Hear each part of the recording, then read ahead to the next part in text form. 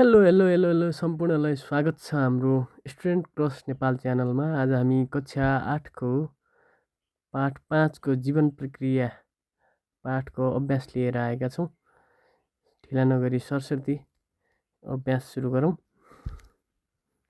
सर्वप्रथम बहुवैकल्पिक प्रश्नबाट सुरु गरौँ। प्रश्न नम्बर 1, तलका प्रश्नको सही विकल्प छान्नुहोस् भन्ने छ। क नम्बरमा रिजेनेरेसन क्रियाबाट प्रजनन हुँदा नयाँ जीव कसरी हुन्छ? यसको सही उत्तर टुक्रिएका खण्ड पुनः पलाएर जीवको विकास हुने। ख नम्बरमा कटिङद्वारा भेजिटेटिभ प्रोपागेसन गर्दा के कुरामा ध्यान दिनुपर्छ? यसको सही उत्तर कटिङ गरिएको हाँगामा आँख्ला हुनुपर्छ। त्यसै गरी ग नम्बर तलका मध्ये कुन बुदाले प्रजननको अर्थ बुझाउँछ? सन्तानको उत्पादन गर्ने जैविक प्रक्रिया। घ नम्बरमा चित्रमा कुन प्रकारको प्रजनन प्रक्रिया देखाइएको छ? त्यसको सही उत्तर छ ट्युबर। त्यस्तै गरी 9 नम्बरमा बिरुवाको सानो भाग काटेर प्रयोगशालाको नियन्त्रित वातावरणमा मिडियामा राखेर नयाँ बिरुवा निर्माण गर्ने क्रिया टिस्यु कल्चर हो भने दिएका मध्ये तलको कुन भनाइ टिस्यु कल्चरसँग सम्बन्धित छ? यस बिरुवामा काण्ड वा हाँगाको सानो अंश मात्र लिइन्छ। अब हामी प्रश्न नम्बर 2 को फरकतिर लगाउँ। फरकको पहिलो नम्बरमा छ फिसन र बर्डिङको फरक। सजीवको शरीर टुक्रिएर नयाँ जीव बन्ने प्रक्रियालाई फिसन भनिन्छ भने टुसाबाट नयाँ जीव बन्ने प्रक्रियालाई बर्डिङ भनिन्छ। यसको फिसनको उदाहरणमा अमिबा, युग्लिना, भर्टिसेला, कोलोरेला आदि हुन् भने बर्डिङमा इस्ट, हाइड्रा, टेनिया, जेलीफिस आदि हुन्। त्यसरी आ नम्बरमा बुलबिल र राइजोमको फरक छ। बुलबिलमा बिरुवामा आँख्ला वा पातको छेउ र काण्डको टुप्पोमा विशेष प्रकारको बडको समूहलाई बुलबिल भनिन्छ। त्यसै गरी राइजोम एक रूपान्तरित काण्ड हो। त्यसै गरी बुलबिलबाट जरा तथा टुसा बढेर नयाँ बिरुवा हुन्छन्। त्यसै गरी राइजोममा यिनीहरूको माउ छुट्टिएर नयाँ बिरुवा बन्छन्। त्यसै गरी यी नम्बरमा प्राकृतिक भेजिटेटिभ प्रोपागेसन र कृत्रिम भेजिटेटिभ प्रोपागेसन रहेको छ। प्राकृतिक भेजिटेटिभ प्रोपागेसनबाट चाहिँ चाँडै फलफुल लाग्ने बिरुवा उत्पादन गर्न सकिँदैन। त्यसै गरी कृत्रिम भेजिटेटिभ प्रोपागेसनबाट चाँडै फलफुल लाग्ने बिरुवा उत्पादन गर्न सकिन्छ। प्राकृतिक भेजिटेटिभ प्रोपागेसनमा जरा, जमिन मुनिको काण्ड, जमिनमाथिको काण्ड आदि यसका उदाहरण हुन् भने कटिङ, गोटी, लेयरिङ, ग्राफ्टिङ, टिस्यु कल्चर आदि विधिबाट कृत्रिम भेजिटेटिभ प्रोपागेसन गरिन्छ। त्यसै गरी अर्को फरक रहेको छ लेयरिङ र ग्राफ्टिङको। लेयरिङ भनेको बिरुवाको हाँगालाई झुकाएर जमिन मुनि पुरेर जमिन मुनि पुरेको प्रत्येक भागबाट जरा बन्ने र नयाँ बिरुवा बन्ने प्रक्रियालाई लेयरिङ भनिन्छ। ग्राफ्टिङमा एकै जातका वा नजिकको सम्बन्ध भएका प्रजातिका दुईवटा बिरुवाका भागहरू एकअर्कामा जोड्ने प्रक्रिया ग्राफ्टिङ हो।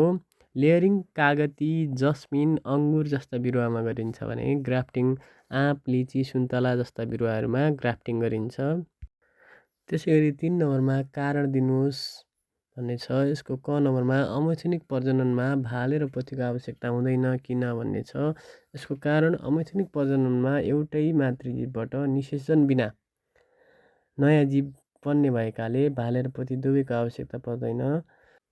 त्यसै गरी ख नम्बरमा आलुको ट्युमरबाट हुने प्रजननलाई भेजिटेटिभ प्रोपागेसन हुन्छ। आलुको ट्युबर भेजिटेटिभ अङ्ग हो। यसबाट नयाँ बिरुवा बन्ने भएकाले यसलाई भेजिटेटिभ प्रोपागेसन भनिन्छ। त्यसै गरी ग नम्बरमा ग्राफ्टिङ गरिएका बिरुवाबाट किसानलाई फाइदा हुन्छ किन भन्ने छ। यसको उत्तर ग्राफ्टिङबाट राम्रा गुण भएका बिरुवा प्राप्त हुन्छन्, छिटो फल लाग्छ, उत्पादन बढी हुन्छ र रोग प्रतिरोधी बिरुवा तयार गर्न सकिन्छ। त्यसैले किसानलाई फाइदा हुन्छ। त्यसै गरी घ नम्बरमा बिरुवा उत्पादन गर्ने कृत्रिम भेजिटेटिभ प्रोपागेसनका अन्य विधिभन्दा टिस्यु कल्चर विधिलाई उन्नत प्रविधि किन मानिन्छ भन्ने छ। यसको टिस्यु कल्चरबाट छोटो समयमा धेरै रोगमुक्त र एउटै गुण भएका बिरुवा उत्पादन गर्न सकिने भएकाले यसलाई उन्नत प्रविधि मानिन्छ भनेर लेख्नुहोला। अब भने प्रश्न नम्बर 4 तिर जाँदैछौँ। 4 को कमा प्रजनन भनेको के हो उदाहरण दिनुहोस् भनेको छ। जीवहरूले आफू जस्तै नयाँ सन्तान उत्पादन गर्ने प्रक्रियालाई प्रजनन भनिन्छ। जस्तै मानिसले बच्चा जन्माउनु, बिरुवाको बिउबाट नयाँ बिरुवा उम्रनु आदि प्रजननका उदाहरण हुन्। त्यस्तै गरी ख नम्बरमा अमैथुनिक प्रजननका विधिहरू के हुन् कुनै एकको व्याख्या गर्नुहोस् भनेको छ। अमैथुनिक प्रजननका विधिहरू निम्न छन्। फिसन, बर्डिङ, स्पोरुलेसन, भेजिटेटिभ प्रोपागेसन, फ्र्यागमेन्टेसन, रिजेनेरेसन र पार्थेनोजेनेसिस गरी 7 वटा विधि रहेका छन्। कुनै एउटाको व्याख्या गर्नुपर्दा फिसनको व्याख्यामा एउटा मातृजीव 2 या 2भन्दा बढी भागमा विभाजित भई नयाँ जीव बन्ने प्रक्रियालाई फिसन भनिन्छ।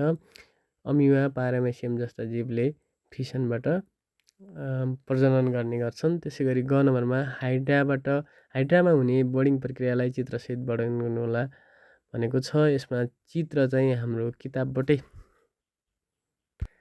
किताबबाटै लिनु होला, किताबमै भएको चित्र हो।